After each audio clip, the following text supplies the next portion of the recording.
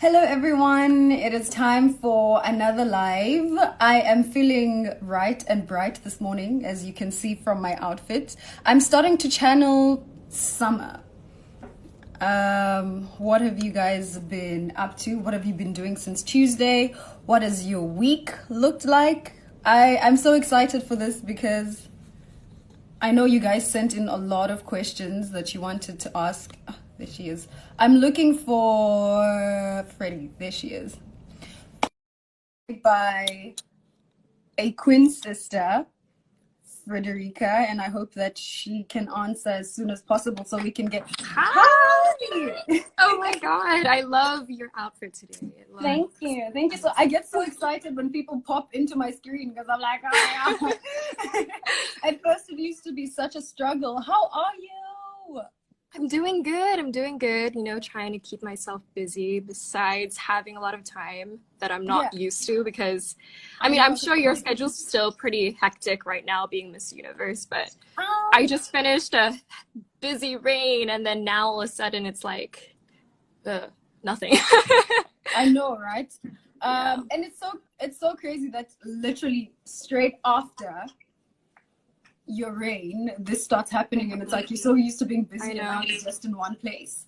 The last time I saw you, I was saying goodbye to you in a car. We were at a mall and it was so packed. I remember it was so hot and everybody was just so excited to see you. You know, they had so much love for you. What has that love meant to you throughout this whole journey from your country?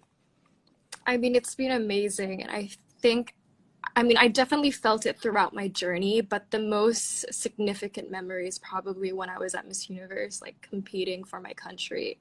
It was amazing to see the amount of support I got from my country, not just like from pageant lovers, you know, people who are interested in pageants, but from, you know, the whole Indonesian community, because they understood that, you know, this girl, she's bringing Indonesia's name through an international platform. So when they saw that, I guess they tried to sort of support me in many ways that they could, and that meant a lot to me, especially on the final night. And then coming home, seeing all the reaction videos when Indonesia made top 10, like for the first time. For the first time. It was, I know. I mean, I cried seeing everyone's reaction. Right. You were one of the youngest contestants in our year. Am I correct in saying you were one of the youngest contestants who ever competed for Indonesia as well? Yeah. So how incredible is that? Has it always been like your dream to be a putri, or is it something that sparked your interest like later on in life maybe? I mean, I guess being a girl, like when I was really young, I guess because Indonesia pageants are really big. So every time I would visit, I grew up in Australia. So every time I visited Indonesia to see my family here, I'd always hear about the pageants, and, you know, I would watch it with my mom and my family, and they would sort of support me and say when I was a young girl, like, oh, this is what you should do when you grow up. You know, you can be because Putri Indonesia translated to English means Princess of Indonesia. So when a young girl gets told, you know, you could be the Princess of Indonesia, I was like, oh my god, that sounds amazing. but yeah, as the years go by, I saw how big the platform meant to so many young girls and how it changed their lives, especially in Indo, when, you know, we get given the opportunity to meet the president, we get given the opportunity to meet such influential people in our country.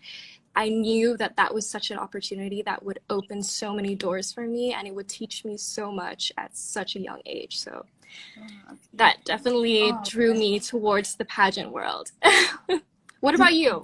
How did it start for you? For me, it's always interesting when people ask me, did you always know? Not so much, because unlike Indonesia, South Africa is not really that big of a pageant country, so it's not really a dream that you have as a young girl to go into the global stage and represent your country. So it's not something that I really grew up having at the back of my mind. But I think as I grew, I wanted to become a Miss South Africa more than maybe international pageants, because like I said, still we didn't know much about those, but we knew what Miss South Africa was, and the things that those women stood for. And I think I was so attracted to the platform and what these women were bringing into the platform. They had so much passion for the things that they did. You know, they lived a life that was so much bigger than they are. And because I read a lot, I've read about incredible people, and I just wanted to do things like that too with my life.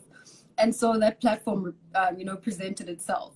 But soon, obviously, South Africa became more of a pageant country. I mean, we're still not there yet, and as much as we actually are quite stepping up that ladder, people are starting to wake up to international pageants and understanding what Miss Universe is, especially after Demi won, because then people started to say, okay, well, what is this Miss Universe thing now, you know? And so soon it became a goal as well, because I was like, okay, now there's certainly something else to aspire to, you know, something more. And so I think as I grew up, my curiosity started peaking. I wouldn't say since I was a young girl, no, but How long did you take to prepare yourself? Like mentally, prepare myself, physically, emotionally, like when did you start, and how was that process? I guess I started seriously preparing for my national competition probably a year before the pageant. Like I had it in my mind 2 years prior to it, but I started actually like, okay, this is what I'm going to do. How do I get there? How do I become Miss Indonesia a year before? So that's when I started training at a pageant training place, which is I had a trainer in Indonesia, which taught me how to walk, taught me how to talk and everything. Well, pageant questions, basically. And I guess the biggest preparation that I had to prepare for my national pageant is just how could a young girl enter the competition without being bombarded mentally? Because it's a lot for someone as young as me to go into a pageant, being sort of judged by not just your looks, but everything, what you bring to the table, what you've done in your life. So that was a big jump for me. So I guess the thing that I learned the most was, you know, to let go of my insecurities before entering this pageant and actually like trying to accept my flaws and really love the person I am, because, you know, being unique and your true self was something that kept me strong throughout both pageants, because I know that a lot of people throughout any journey you come across, they'll try to change you as a person. Miss Indonesia should be, or what they think a Miss Universe should be. So trying to step away from those people and just like listening to yourself and say, these are my positives, these are my strengths, I'm going to use that in this competition, despite what people tell me to change. Forget about that and just focus on what needs to get done. So yeah, probably a year. What about you? I love that when I asked you, how did you train? How did you get yourself there? You didn't speak a lot about your looks. Like you didn't speak a lot about training to walk. You didn't speak a lot about putting together your wardrobe. You spoke a lot about your emotions and your intellect and your mental health. And I feel like those are the most important things if you're coming into the competition. Fashion can be learned. Walking can be learned. But who you are on the inside is all up to you. Your story is all up to you. Your intellect, what you bring to the table, those are things that can never be taught to you by another person. Do you know what I mean? It's you. It's how you were born. It's how you conduct yourself. And those are important aspects in life, and not just the physical things that we think are quite obvious. Because I feel like people like stressing themselves about those things. You know, am I going to have the most perfect walk?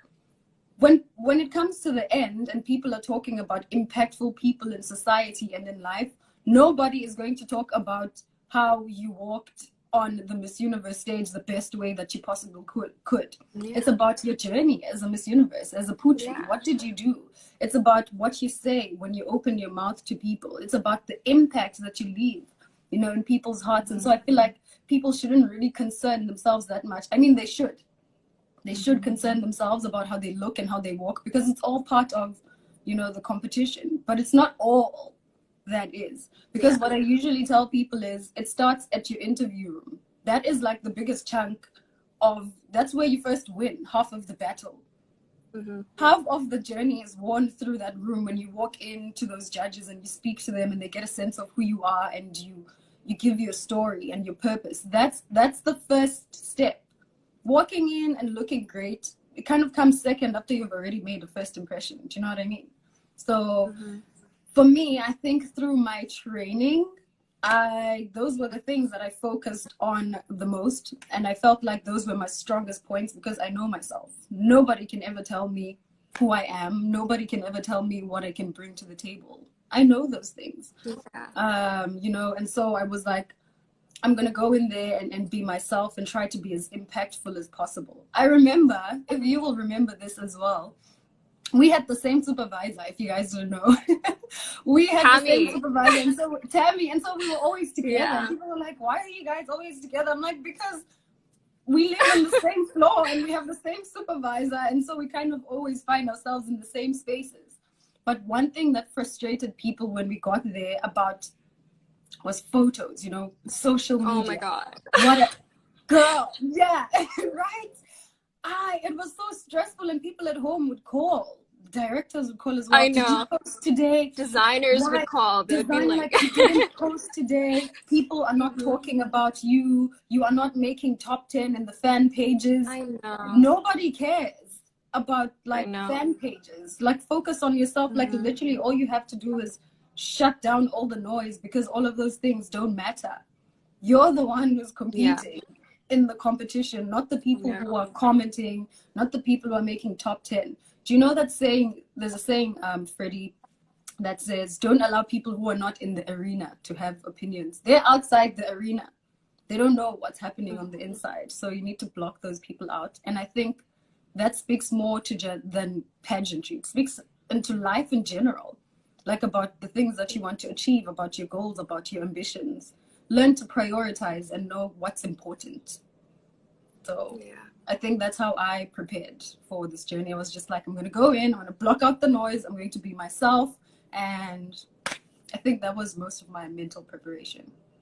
So I know. And I love how authentic you were during throughout Miss Universe competition, because I guess you were one of the girls that I really got along with, because you know, you were so funny, and we would always have these interesting conversations, and we would always laugh around. I was just like, wow, you know, this girl's not like she's not just focused on, like, you were of course focused on the competition, but it wasn't just about the competition for you. It was about other things, you know, like building relationships, having fun, enjoying the moment. And I feel as though that was some of the things that could get to the other girls, is that they forget to enjoy the moment. But you were one of those girls that really did like stand to herself and just enjoyed every moment of it. And that's why I was so surprised at how amazing you answered all those questions at Miss Universe.